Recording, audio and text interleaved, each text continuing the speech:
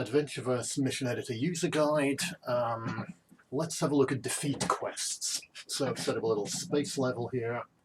And defeat quests where you have a quest to defeat a number of enemies. So I'll just place one over here and we'll have a look at how you can go about doing that. So what you want to specify over a normal quest really is which enemies you have to fight. And one way you can do this is you can have an explicit list of enemies to fight. We'll just set this number to 0 for now. We'll come back to that. And you can click on the little plus sign to add an enemy, and you get a list of all the characters here. So it could say, oh, what have we got? I want to fight a ghoul, and a goblin, and another goblin. Yep, that'll do. And we go reset. And there we go. It says defeat the enemies. And we've got a goblin, a ghoul, and another goblin, just as advertised. And notice they're all minions, they all have a little health bar, and take about 20 hit points to defeat. Oh, that one dodged me. So what else we can do there? You'll notice there are little plus buttons here, where we can upgrade some of these characters to lieutenant or even boss rank. So I could decide I'm going to make the ghoul a lieutenant, and one of the goblins a boss. Let's reset. And what have we got to fight now? We've got a goblin minion with a single bar health bar. The ghoul, you'll notice, has a double health bar and therefore takes more damage. I think he damaged himself there. I don't know. And the goblin boss here has got four bars of health bar. He's a boss level character. He's going to be tougher. And you can see I'm having to kick him quite a few times to make a dent in him. And if I decided I want to get rid of any of these characters, just press the little delete button there. Add some more people in, any elemental, Esperanto, etc. Make them whatever rank you want. So yeah, that's giving you complete control. Now that might get a little bit fiddly if you're doing it all the time, if you wanted to place lots of spawners, so you can go with the faction method as well. And you can select a number of factions here, like I could pick Scarons, my alien characters from the Scaron invasion. And I could say let's have 6 points worth of them, which is the default. Now the enemy count, the number of points of enemies that get spawned, you get 1 point for spawning a minion, 2 for a lieutenant, 4 for a boss. So I'm now spawning from the faction of Scarons, and if I go reset, what do I get? Here I've got a lieutenant, and I think 4 minions. Yep, with their single health bars there. Try again, reset. And I've now got a lieutenant and 4 minions again. Let's try again. Yep, now we've got a boss and 2 minions. And if we have a look at them, one of them is a Scaron scientist, one of them is a drone, the boss is a warrior. Where did these values come from? So if you click on the little portrait next to the faction, that brings up a faction editor. And we can load the Scaron faction here. Load faction and find it. And we can see the Scaron faction is made of 6 character types. You've got a Scaron drone as a minion, another Scaron drone as a minion, Scaron scientist as a minion. Scaron scientist is a lieutenant, warrior is a lieutenant, and a warrior is a boss. So whenever it's spawning 6 points worth of Scarons, it'll pick one of these at random and go, right, we've picked Scaron warrior lieutenant, that's 2 points, we have 4 left. Let's pick Scaron drone, we've got 3 points left. Let's pick Scaron boss, they're 4 points, we don't have enough to spawn one now. Try again, and it keeps on going until all the slots are filled. So the reason I have 2 Scaron drone minions here is to make them more likely to appear than the scientists, because the drones are just the basic ranged and melee fighters. The scientists are kind of the support ones, and if you get too many of them together, they're always healing each other, and I find a better play balance this way. So if you want to make your own faction, I could, for example, decide I want to take this assassin character and add them as a minion. Add opponent and we set to minion. Set to lieutenant, add opponent, set to boss, and add opponent. And we'll go save faction as, and we'll call this one the Scaron Assassins. So we've now made our own little faction of enemies which we can choose from. I have to reselect the defeat quest to refresh this drop list for the moment. And then you can choose Scarron Assassins down here. And if we reset, what are we going to see? We've got all Scarrons there, okay. We've got try again. We've got an assassin minion here and a bunch of Scarrons. Try again, roll the dice. We've got an assassin boss and a Scarron lieutenant there, which is a Scarron warrior and assassin. I'm in trouble now. So yeah, you can build your own characters and build them into little factions like that. And then you can just say, I'll have 6 points worth of my gang, you know, Scarrons. There's a whole bunch in here, like Circle of Hecate's another one I did, where you've got, I'll go load faction, Circle of Hecate. You've got these caster characters who can appear as minions or bosses. Ice, Fire and Storm. They each have different elemental attacks and lay down different sort of buff patches for each other. And then the lieutenant's the Iron Golem, which is like an animated suit of armor that they control with their magical powers, which is a very slow tanky melee unit. So, you know, each little faction you can build your own gameplay and have sniper units, frontline units, tank units, support units, and so on that kind of work together, tweak all their powers so they're fun to fight like that. So yeah, so that's how spawners work. You can specify the number of points in the faction or an enemy list, or you can do both. I could say I want to have, let's pick some Scarrons again, and I want to have Esperanto. This character appear as a boss with them. So she'll get spawned in addition to the 6 points worth of Scarrons. There we go, we've got a bunch of Scarrons and this telepathic superhero Esperanto with them for a tougher challenge, and can take her out. Now, you may think, what if you're going to place lots of spawners around and you don't want to keep specifying the faction every time? You can actually go to your challenge and specify a faction in here. That's in campaign settings, choose a faction here.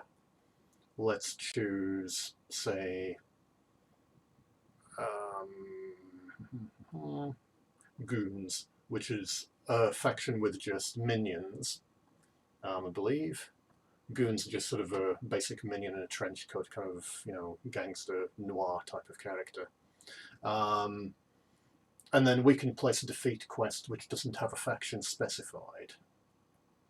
We can go none up there.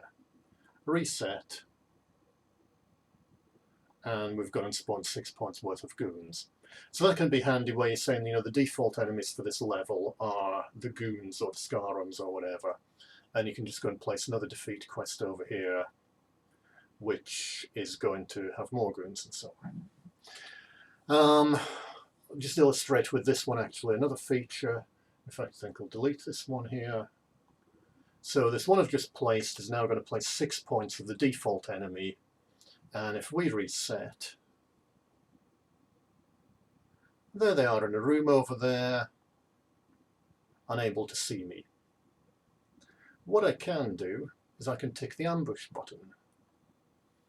So these are going to ambush me. By default, it's going to come to the player. You can get them to come and target an inanimate object as well. And when I go reset, they've got the ambush flag, here they come. They're now coming to find me, no matter where I am in the level. You know, I could put them right at the far end of the level and they'd pathfind their way towards me eventually. Yep, so that's all of those settings. One last thing to show you is the use of spawners here. So, let's say defeat the goons. We want to make this a kind of defeat all enemies in the level kind of thing. What we can do is we can place spawners. They're in the gameplay section here. And a spawner has got the same settings for the enemies. Enemy count, faction, and enemy list. You know, so, and there we can go spawn on start or not. So I'll just remove this one. and I'll show you the nice way to do this. So we have a defeat quest over here to defeat all enemies in the level or something. That could be, and say all in all we want to have 24 points worth of enemies get spawned all across the level. We don't want them all in one big clump. So we press P to make this object the default parent, and we can now start placing spawners around. We'll have one over here, and notice that that's about to get linked to the objective.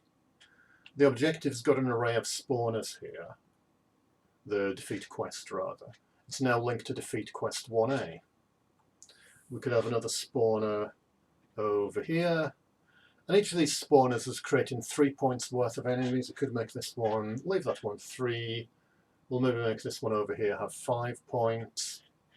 And the objective will then, the quest will then spawn 24 points worth of characters, but do so at all these spawn points you've specified here.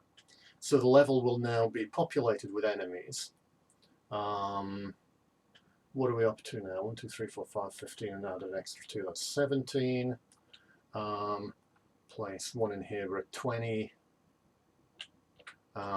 If we exceed the limit, if we have more spawners, like now I've placed 26 points worth of spawners, I think. So when we go reset,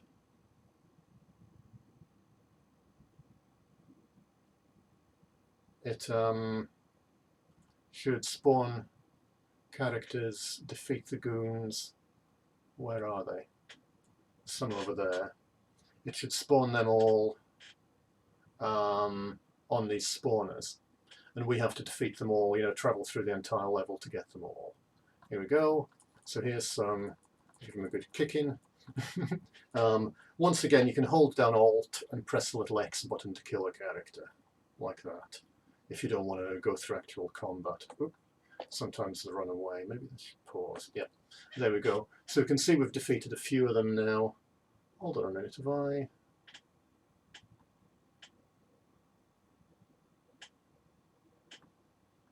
That was only spawning 6 points worth, so we'll make that 24. And try again.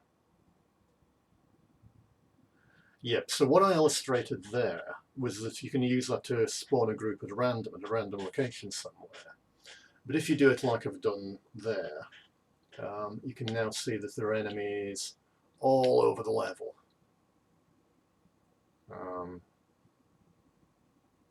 Some over here, some over here, and so on. And we're going to have to defeat them all. So we can select defeat the goons. The closest ones are in this room over here. And this is good for the kind of quest where you've got, defeat all the enemies in the base. You can just scatter them around. Yep, and I've now done 3 out of 24. Yeah, that's better. Just a final note on spawners. A little trick you can do. So if we have a look at, I think it was the first one I placed over here in this nearby room. The guys that get spawned are just standing around there. We can make that one the default parent and then place a few markers, which are in the narrative section around here, and that forms some patrol points for these characters. Like I can have them patrolling around this room from here to here.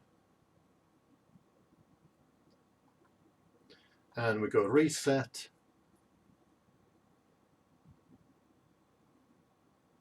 And when we start up the level, we'll basically can watch them through the doorway, and you can see that they're, I think I just saw some of them, here we go, are sort of running around the room.